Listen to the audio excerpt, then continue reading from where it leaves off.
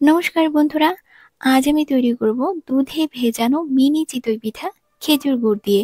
কিরকম ভাবে এই চিতই পিঠাগুলো তৈরি করলে পিঠাগুলো ঠান্ডা হবার পরেও নরম থাকবে, আর এই চিতই পিঠার দুধটা কিরকম ভাবে বানালে দুধটা খেতে অনেক বেশি ভালো লাগবে, সেটাও আমি আপনাদেরকে বলবো।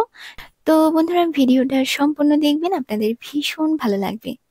আর বন্ধুরা, আরেকটা জিনিস, এই চিতই পিঠাগুলো ফোলানোর জন্য বা নরম হওয়ার জন্য কখনোই বেকিং সোডা বা বেকিং পাউডার ব্যবহার করবেন না।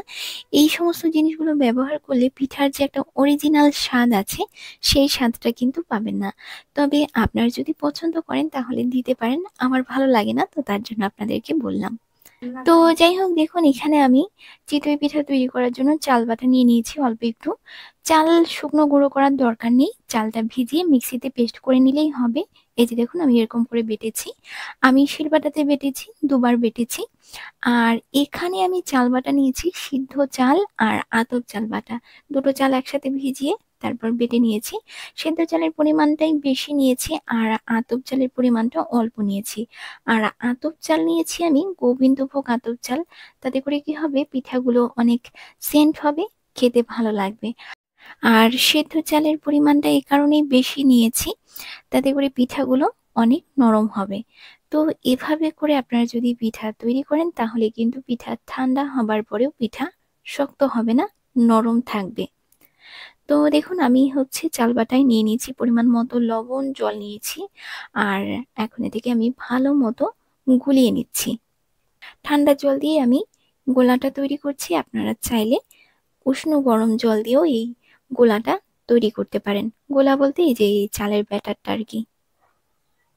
তো বন্ধুরা দেখুন, চিতই পিঠার জন্য আমার চালের ব্যাটারটা রেডি হয়ে গেছে। আর এই যে দেখুন, ব্যাটারের ঘনত্বটা আমি এরকম রেখেছি। এখন আমরা পিঠাগুলো তৈরি করে নেব। আর আমি পিঠাটা বানাচ্ছি আপ্পাম মেকারে। এই আপ্পাম মেকারটা আমি আগে থেকেই গরম করতে বসিয়ে দিয়েছিলাম, খুব ভালো মতো গরম করে নিয়েছি। আর তাতে দিয়ে দিলাম অল্প একটুখানি সর্ষের তেল। তেলটা আমি এই যে দেখুন খোপগুলোর মধ্যে ভালো মতো লাগিয়ে নিলাম। একটু গরম করে নিয়ে তারপর এখন আমি এই যে চালের ব্যাটারটা অল্প অল্প করে দিয়ে দিচ্ছি। চিতই পিঠা আসলে মাটির সরার মধ্যে তৈরি করলে খেতে বেশি ভালো লাগে, তবে আমাদের এখানে সেরকম একটা ভালো সরা পাওয়া যায় না। ওই পিঠা খাওয়ার আগের দিনই পাওয়া যায়, তাও আবার বিশেষ একটা ভালো না। তো তার জন্য আমি এটাই কিনে নিয়েছি। এটাতেও খারাপ হয় না, ভালোই হয়। আর আপনারা চাইলে কড়াইতেও কিন্তু তৈরি করতে পারেন, কড়াইতেও বেশ সুন্দর হয়। তো যাই হোক, দেখুন আমি পিঠার গোলাটা দিয়ে দিয়েছি, ঢাকনা দিয়ে ঢাকা দিয়ে দিলাম। আর যেহেতু আমি এটা গ্যাসে তৈরি করছি, তো চারিদিকে আগুনের তাপটা তো ভালো মতো পড়ে না, তো তার জন্য আমি এই যে এটাকে এভাবে এদিকে ওদিকে ঘুরিয়ে পিঠাটাকে তৈরি করব। তাতে করে কি হবে, চারিদিকের পিঠাগুলো ভালো মতো হয়ে যাবে।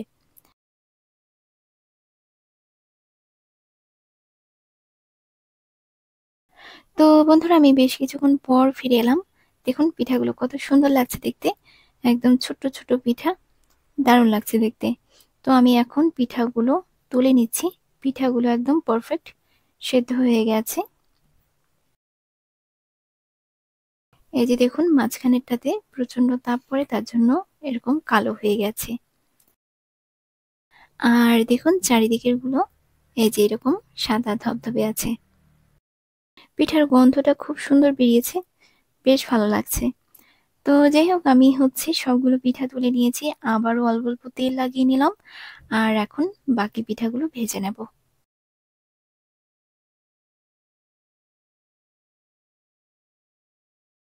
তো বন্ধুরা, চালের ব্যাটারটা আমি দিয়ে দিয়েছি।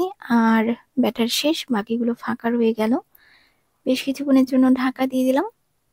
বেশ কিছুক্ষণ পর ফিরে এলাম, পিঠাগুলো হয়ে গেছে। পিঠাগুলো আমি তুলে নিচ্ছি।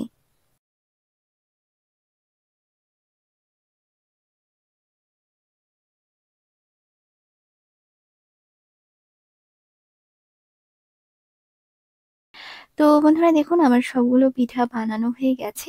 আর দেখুন কত সুন্দর লাগছে দেখতে, ছোট্ট ছোট্ট চিতই পিঠা, দারুণ লাগছে দেখতে।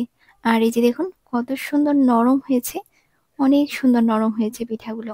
এই পিঠাগুলো আপনারা ধনিয়া পাতার চাটনি দিয়ে খেতে পারেন, ভীষণ ভালো লাগে খেতে।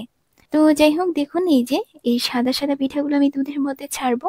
আর এই যে এই কালো কালো পিঠাগুলো দুধের মধ্যে আমি দেবো না। এই কালো পিঠাগুলো দুধের মধ্যে দিলে দুধটা কালো, তার জন্য এগুলো দেব না, শুধু সাদাগুলোই দেব। প্রত্যেকটাই সাদাই হয়েছে, বাট মাঝখানে যে ৩টা ছিল সেগুলোই কালো হয়েছে। তো যাই হোক, এখন আমরা চলুন দুধটা জাল করব। তার আগে আমি খেজুর গুড়টা জাল করে নেব। দেখুন এখানে আমি অল্প একটু জল নিয়েছি, আর এই যে দিয়ে দিলাম এর মধ্যে আমি অল্প একটুখানি খেজুর গুড়। অনেক বছর পর খেজুর গুড় আমি ভালো পেলাম, তবুও আমি জলের মধ্যে একটুখানি ফুটিয়ে নিচ্ছি, দেখি গুড়টা ফেটে যায় কিনা। আর এরকম ভাবে গুড়টাকে জাল করে নিলে গুড়ের মধ্যে যে ময়লাটা আছে সেটাও কিন্তু বেরিয়ে যাবে। ছাঁকনি দিয়ে ছেঁকে নেবো, তাহলেই হয়ে যাবে পরিষ্কার একদম। তো বন্ধুরা, গুড়টা বেশ ভালোই। তো যাই হোক, গুড়টা আমার জাল করা হয়ে গেছে, আমি এখন এটাকে নামিয়ে নেব। এভাবে করে গুড়টাকে একটুখানি চেক করে নেবেন, হয় জলে একটু ফুটিয়ে নেবেন, আর না হলে অল্প একটু দুধে দিয়ে চেক করে নেবেন। কড়াইতে দুধ দিয়ে দিলাম আধা লিটারের মতো, আর দিয়ে দিলাম অল্প একটুখানি চিনি। দুধটা আমি আগে ভালো মতো জাল করেছি, আর এখনো একটু কিছুক্ষণ জাল করে নিয়ে তারপর আমি এই যে এই পিঠাগুলো দুধের মধ্যে ছেড়ে দিচ্ছি। গ্যাসের আঁচটা একদম লোতে রেখে এটাকে আমি বেশ কিছুক্ষণ জাল করে নেব। আর আরেকটা জিনিস আমি আপনাদেরকে বলছি, অনেকেই আছে যে দুধটা গাঢ় হবার জন্য গুঁড়ো দুধ ব্যবহার করে থাকে। তো দুধের মধ্যে গুঁড়ো দুধটা দিলে না খেতে ভালো লাগে না, দুধটাকে একটু কিছুক্ষণ জাল করে ঘন করবেন, সেটা করলেই ভালো লাগে। মানে অতিরিক্ত গাঢ় হওয়ার জন্য গুঁড়ো দুধ দিলে খেতে কিন্তু ভালো লাগে না। পরে ঠান্ডা হবার পরে সেই দুধটা মারের মতো পিছলা পিছলা হয়ে যায়, খেতে বিশেষ একটা ভালো লাগে না, আমার তো ভালো লাগে না। তার জন্য আর কি আপনাদেরকে বললাম, যদি আপনারা পছন্দ করেন তাহলে দিতে পারেন, তবে আমার মতো করে একদিন ট্রাই করবেন, ভালো লাগে এটা বেশি খেতে। যত ঠান্ডা হয় তত বেশি ভালো লাগে খেতে।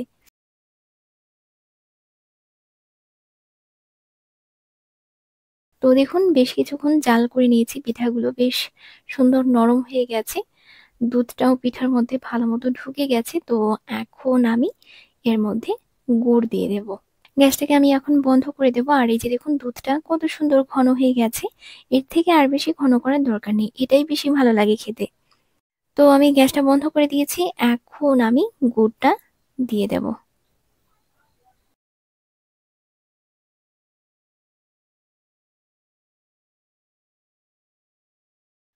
পুরোটা গুড় আমি দিলাম না, অল্প একটু গুড় রেখে দিলাম, পুরোটা দিয়ে দিলে একেবারে মিষ্টি হয়ে যাবে। গ্যাসটা আমি বন্ধ করে এই কারণেই গুড়টা দিলাম, কোনো ভরসা নেই, দুধটা আবার ফেটেও যেতে পারে, তো তার জন্য আমি গ্যাসটা বন্ধ করেই দিলাম। এখনকার গুড় বিশেষ একটা ভালো না, তবুও এই গুড়টা মোটামুটি ভালোই, খারাপ না, বেশ সুন্দর। তো যাই হোক, আমি দেখুন ভালো মতো নাড়াচাড়া করে নিয়েছি, আর অনেক সুন্দর লাগছে দেখতে, আর গন্ধটাও দারুণ। আমার কাছে খেজুর গুড়ের পিঠা পায়েসই বেশি ভালো লাগে খেতে চিনির থেকে। তো যাই হোক, দেখুন আমি অল্প একটুখানি না দুধ দিয়ে দিলাম, একটু দুধটা অল্প অল্প লাগছে, তো তার জন্য আমি আরো অল্প একটু দুধ দিলাম। আমি এই দুধটাকে আগেই জাল করে রেখেছি ভালো মতো। তো যাই হোক, দুধে ভেজানো চিতই পিঠা আমাদের হয়ে গেছে। আর আশা করছি আপনারা সকলেই খুব ভালো মতো বুঝতে পেরেছেন যে কিরকম ভাবে পিঠা তৈরি করলে পিঠাগুলো নরম হবে, আর দুধটা কিরকম ভাবে তৈরি করলে দুধটা খেতে আরো বেশি ভালো লাগবে। তো দেখুন আমি পিঠাটা সার্ভ করে নিয়েছি, ভীষণ সুন্দর লাগছে দেখতে, আর খেতেও অসাধারণ হয়েছে।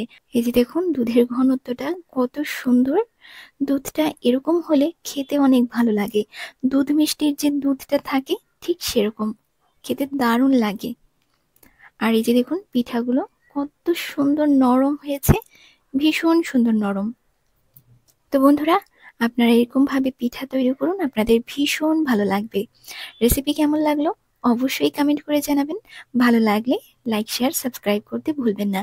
এই পিঠাটা যত ঠান্ডা হবে তত কিন্তু খেতে ভালো লাগবে। তো বন্ধুরা, আজ এই পর্যন্তই, ভালো থাকবেন সবাই, নমস্কার।